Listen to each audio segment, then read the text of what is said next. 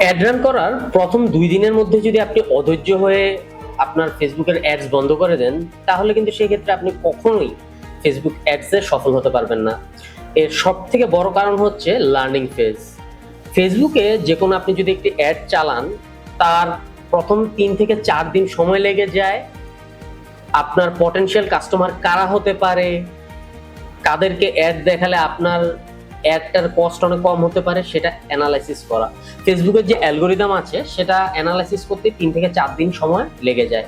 So আপনি যদি একটি অ্যাড আজকে চালান, আমরা হয়তো অনেক সময় এক্সাইটেড থাকি যে একটু পর থেকে হয়তো অর্ডার আসা শুরু করবে, আমরা যেহেতু ফেসবুক অ্যাডস চালাচ্ছি, খরচ করছি।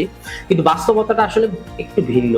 আপনি অ্যাডস চালানোর প্রথম ৩ থেকে ৪ দিন আপনার অ্যাডসে টাচ করার কোনো দরকার নেই, পজ করার কোনো দরকার নেই। ফেসবুকে অ্যাড বাজেট দিয়ে, অ্যাড ক্রিয়েটিভ দিয়ে আপনাকে ছেড়ে দিতে হবে।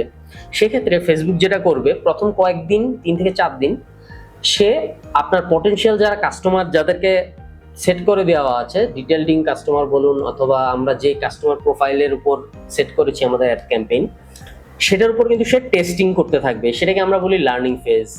এই লার্নিং ফেজ পিরিয়ড চলাকালে কিন্তু আপনার পোকা যেটা আছে পার কাস্টমার অ্যাকুইজিশন কস্ট সেটা দেখবেন কি একটু বেশি, কিন্তু এটা যদি কমপ্লিট হয়ে যেতে পারে সেক্ষেত্রে কিন্তু দেখবেন আপনার পোকাটা কমে আসা শুরু করে। একটা অ্যাডস, ফেসবুক অ্যাডস যতদিন বেশি চলে, ফেসবুকের অ্যালগরিদমে তার অডিয়েন্স বেসটা ঠিক ততটাই পাকাপোক্ত। সো যে কোনো একটা অ্যাডস ক্যাম্পেইন আপনি যদি মাত্র ৩ থেকে ৪ দিনের জন্য চালান, আপনি কিন্তু আসলে সেরকম একটা পারফরমেন্স পাবেন না। যে কোনো অ্যাডস আপনাকে চালাতে হবে একটু লং টার্ম। অ্যাডের বাজেট আপনার যেরকমই হোক সেভাবে একটু ভাগ করে নেবেন, পার ডে কত ডলার দেওয়া যায় টোটাল অ্যাড ক্যাম্পেইনের বাজেট অনুযায়ী। তবে আমার সাজেশন থাকবে এটাই যে অ্যাড ক্যাম্পেইন যাতে একটু লম্বা হয়। ৪ দিন পরে আপনি যদি বন্ধ করে দেন সে মাত্র শিখলো, কিন্তু শিখার পর এবার কাকে দেখাবে সেটার ৫ম দিনে তার সেই আর অপশনটাই নেই।